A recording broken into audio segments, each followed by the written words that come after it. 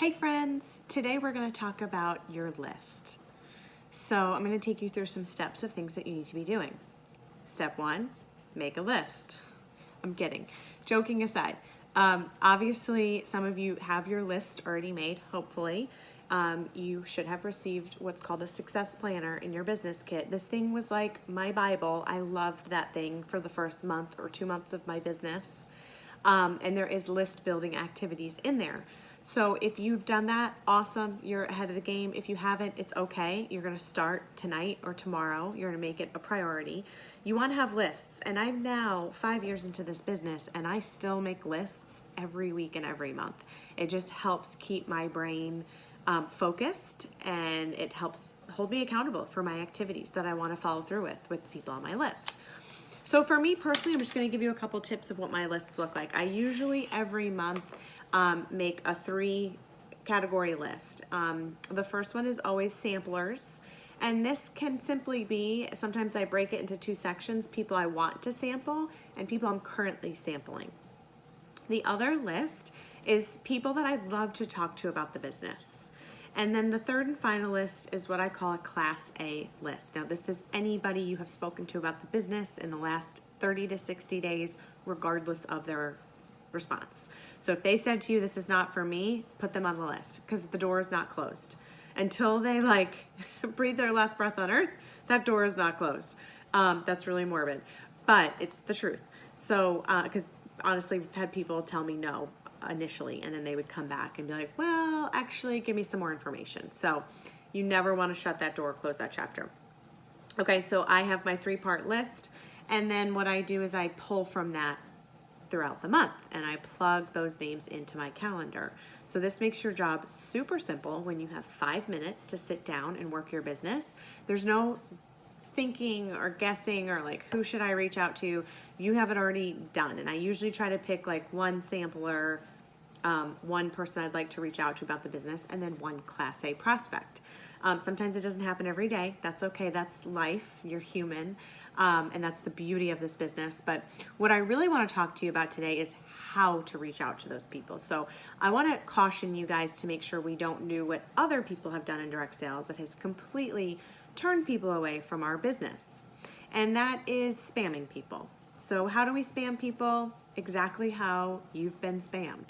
So if there is something that someone has done to you and it felt icky or it was annoying, I don't want you to do that. We're not going to do that. We're not going to message people a copy and paste message that's like, hey, have you seen my post? I started a new company. I'd love for you to check it out.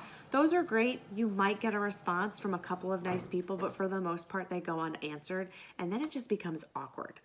I did this wrong with my former company, and sometimes I go back and look at my old messages between me and those people, and it's just downright embarrassing because I never got a response.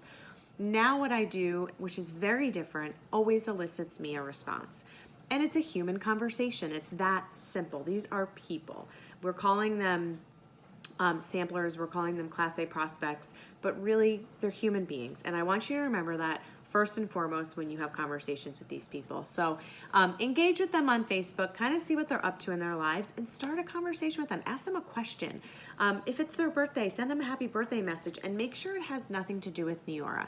Get that conversation rolling, and if what you're doing or what you're wanting to talk to them about doesn't naturally come up, that's okay.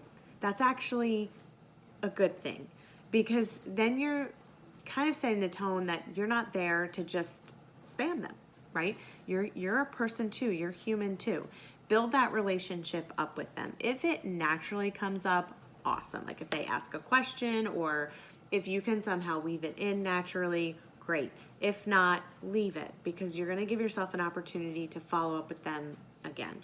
Now, sometimes what I do, if the timing is right, and I haven't sampled them or talked to them about the business, we'll be going, and this is while we're going back and forth in a conversation. I'll be like, hey, listen, I have to run. I'm headed to the post office to mail out samples.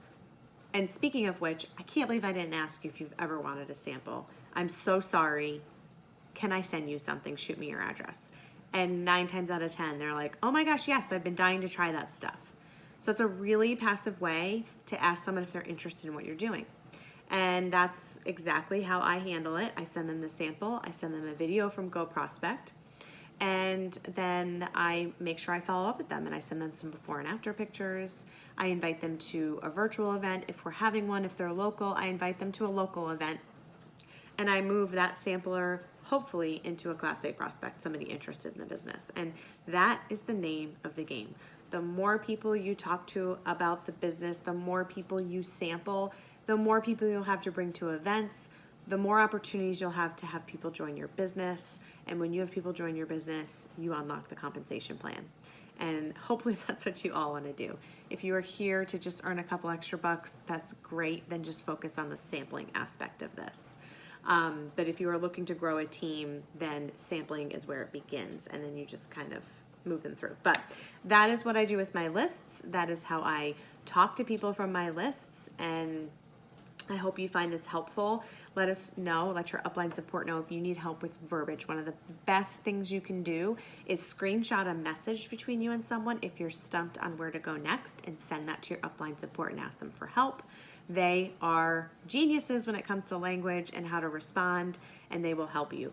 More often than not, you've written too much or you've said too much, and they're going to help you delete almost all of what you've written. Less is more, and they will help you learn how to use third-party tools like videos, parties, three-way calls, all that good stuff, which we're going to talk about while you're in this group.